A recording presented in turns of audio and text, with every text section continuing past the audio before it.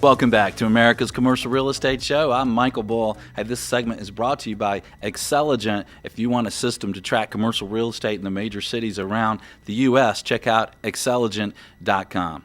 Well, today we're talking about retail. We're talking about retail real estate. Please welcome my next guest, Nick Garzia. He is Director of Leasing with Hines. And Nick, I think it's kind of interesting because you guys have Atlantic Station. It's this huge mixed-use development. What do you have, 586,000 square feet of retail space there that you handle? It's a big project, yes, Yeah. a little bit closer to 500,000, Okay. but the very essence of what mixed use really is and all about. Yeah. So talk to us about that. So for the listeners and viewers out there that I'm sure will be curious with you, what are you seeing with tenants today? What is going on in your world with all the changing? The one thing I've always loved about retail is it's constantly changing, it's a product that is very much evolving, and it has from the time I got into this about 20 years ago. You just can't just have a box with stuff in it anymore. You've got to capture your shopper on a daily basis. You've got to engage with them, continually to keep top of mind of things. There's so much going on in the space right now, and if you look at the headlines on Bloomberg and CNBC and everything, it's this retail apocalypse. I think that's a little bit overblown, to be honest with you. There are some better retailers that are out there and much healthier and growing. There's a lot of them that are having that trouble and making that jump to the next generation of shoppers. So, for the most part, Atlantic Station has really avoided that muck that's out there. That's really been kind of centered in the B mall space and lower. That doesn't mean that there's not challenges, but with every challenge, there's an opportunity. And for your viewers, listeners around the country that maybe haven't seen Atlantic Station, describe it briefly. I mean, this has office towers. Sure. Hotel. It's 138 acre mixed use development with about 500,000 square feet of what we call shop space, 2 million square feet of office space, 3,100 residential units. Sits right in the heart of Midtown Atlanta, right on the downtown connector. Came out of the ground in 03, 04. I think it was really, really built kind of ahead of its time. When you look at what the trend is these days, all the depth in retail that's happening out there, they want mixed use, they want urban street. It's not being built for mall space primarily. Right. So I think we're in a nice position, with respect how we're going to move forward. But it's a very, very dynamic environment. We do 200 plus kind of social events every single year, and that's everything from yoga in the park to we did the Atlanta Falcons we call pep rally prior to the Super Bowl. Unplanned by us. The project has become the unofficial gathering place for the what do you call brand new MLS team that we have here in Atlanta. So all the fans are gathering there first and kind of pep rallying and meeting and eating and drinking prior to going down to the game. So it's a very social, open place. And because it's a mixed-use development and it's got some spaces for that, right? There's a lot of open public space, exactly. And I think that's the thing that malls kind of have a disadvantage of now, that the big patio spaces that are hard to kind of achieve in a suburban type of mall.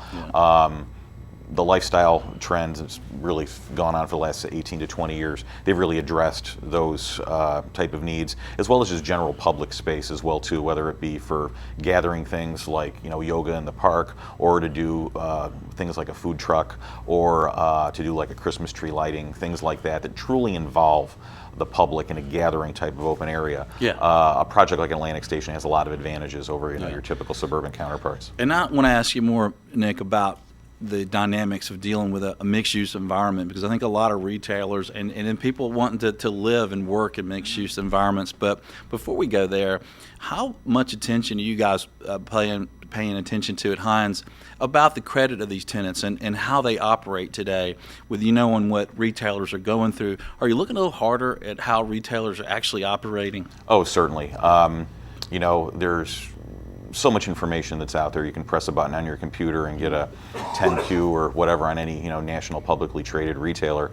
You can get their annual reports off the internet and whatnot. But looking at trends is something that we do a lot of. Where they were, quarter to quarter. What kind of trends are they on? I think given the way that the internet spreads information, I think trends have gone very fast. And if you miss a trend, by the time you figure it out, it's already passed, okay? So I think trends last a lot slower these days, or they go by a lot faster, I should really say. But sure, we look at the financial strength of a lot of these retailers, the amount of debt that they have, how their sales, per square foot, are they truly adding something to the shopping center? Like I like to say, are we just leasing space, or is this something that's going to really add to the overall environment of the center? To the credit piece of things, all great retailers started off with one store someplace. So, one of the things I like to do is find those one-of-a-kind, up-and-coming things. In a lot of cases, those don't have a great signature behind them. So you got to kind of play your odds, and some of those deals are tough to make, particularly in the restaurant space, where there might be a great concept, but there's just not a ton of worth behind it. So on those particular types of tenants, Nick, are you kind of really getting in and say, look, let me see your business plan. Let me see how you're getting, what's your cost per customer? What are you doing online? What are you doing? Are you getting a lot more involved? Very much so, yes. You almost become like a business analyst there, and it's not just really waiting for the phone to ring and sure, I've got this space available. I'm going out there trying to seek what I think should fill in the handful of vacancies that we do have. But yes, you're always trying to figure out who your customer is. Is this really serving who our customer is at this shopping center? What are your cost of goods? Things like that, and figuring out honestly how much rent they can really afford to pay, and if they're really a fit here. There's a lot of people that I like to say, are they what do you call beneficiaries of traffic, or are they generating their own?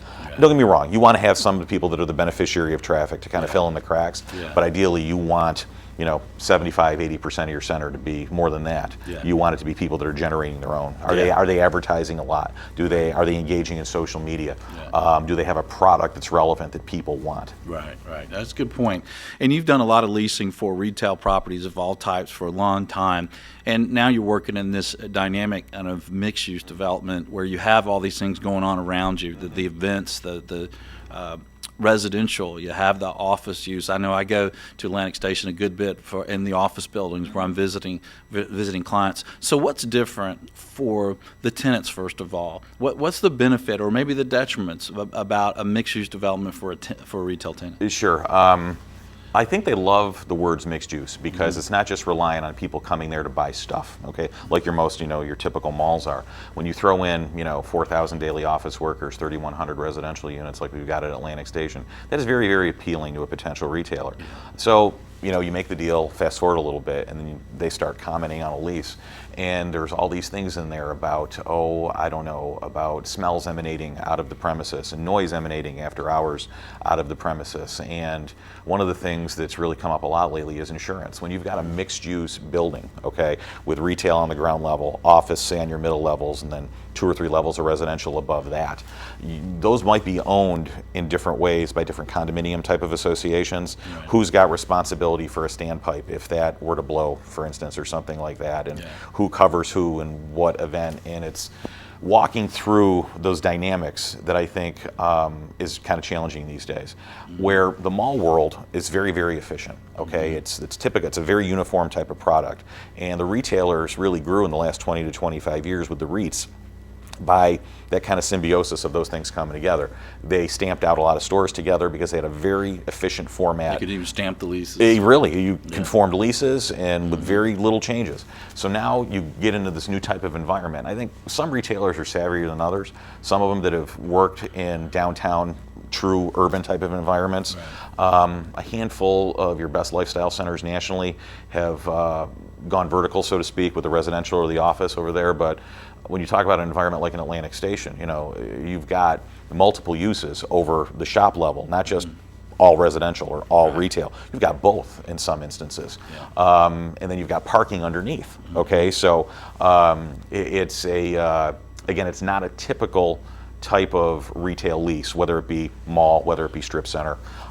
So there are some challenges in getting them through those things, and it's not that they're reluctant to do it, it's just they've never seen some of these things before. So a lot more control on them. Yes, and it's really holding their hands and to kind of get them comfortable with it. Yeah, well, that's what you have to do, because you have so many people living over them, you have people having their office there. There's got to be a lot more control. Yeah. So what do you expect for retail moving forward? You see it every day, you study it every day, you've been in it for a long time.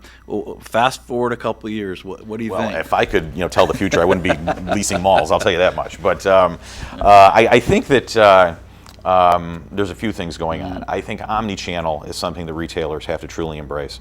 Anybody who's truly successful out there in the retail world these days, they have physical stores, they have a web presence, and they have a mobile presence. Okay, I think consumers have always been smarter than the retailers really give them credit for, and they do a lot of research prior to coming into the stores. They know what they want. Now they're doing it on the fly.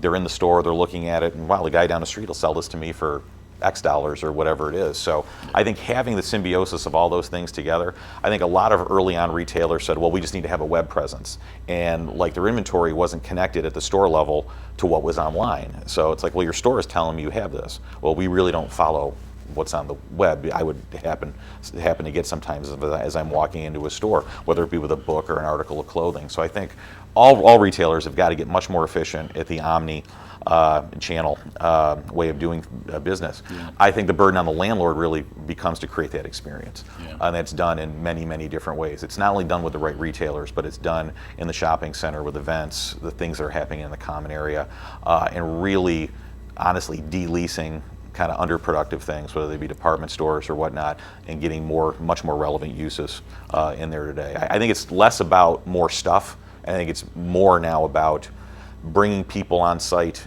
to do more than just shopping. Yeah, I think the days are gone where if you're selling a chair that you've got 200 chairs, right? You kind of have a display, and then they may.